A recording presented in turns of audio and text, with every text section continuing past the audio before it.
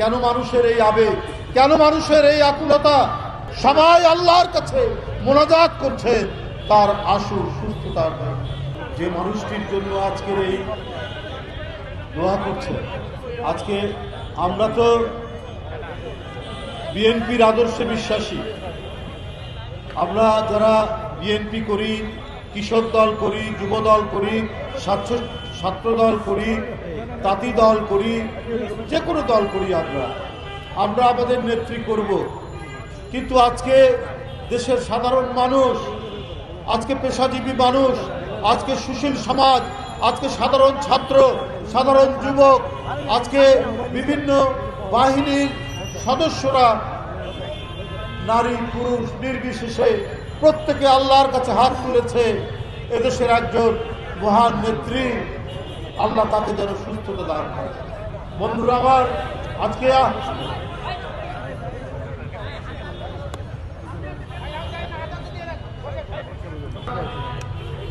আজকে তার সুস্থতার জন্য চারিদিকে যেন এক বেদনা বিধুর পরিবেশ তৈরি হয়েছে।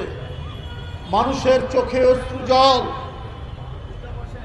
আকাশে আমরা দেখতে পাচ্ছি কান্না, বাতাসে রোনাজারি, পানির যে স্রোত বয়ে যাচ্ছে সেখানেও আমরা অশ্রু এবং কান্নার ঢল প্রবাহ স্রোত আমরা দেখতে পাচ্ছি।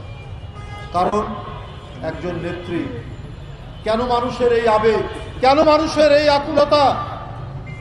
যে নেত্রী নিজের মাটি, নিজের দেশ, নিজের জনগণ এবং দেশের স্বাধীনতা সার্বভৌমত্বের সাথে কোনোদিন আপোষ করেননি, যে মহিলা কোনোদিন তার আদর্শের সাথে কম্প্রোমাইজ করেননি, সেই নেত্রীর প্রতি জনগণের ভালোবাসা থাকবেই, মানুষের ভালোবাসা থাকবেই।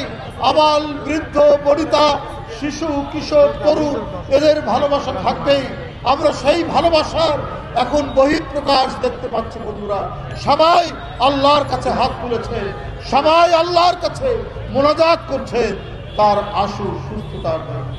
বন্ধুরা আমার, যে নেত্রী কোনোদিন ক্ষমতার জন্য এমন কোনো কাজ করেননি যার জন্য মানুষ তার প্রতি বৈরী হবে, বরং যখন দেখেছেন কখনো কখনো অন্যায় আবদার করেও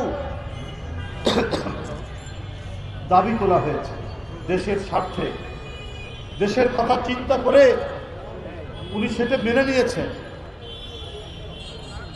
আপনার মনে আছে 95-96 আন্দোলন, তত্ত্বাবধায়ক সরকারের আন্দোলন, সেই আন্দোলনে তিনি মেনে নিলেন তত্ত্বাবধায়ক সরকারের দাবি এবং ফেব্রুয়ারির একটি নির্বাচন দিয়ে সেই পার্লামেন্টে তত্ত্বাবধায়ক সরকার ব্যবস্থা তিনি সেখানে প্রবর্তন করে তিনি পদত্যাগ করলেন।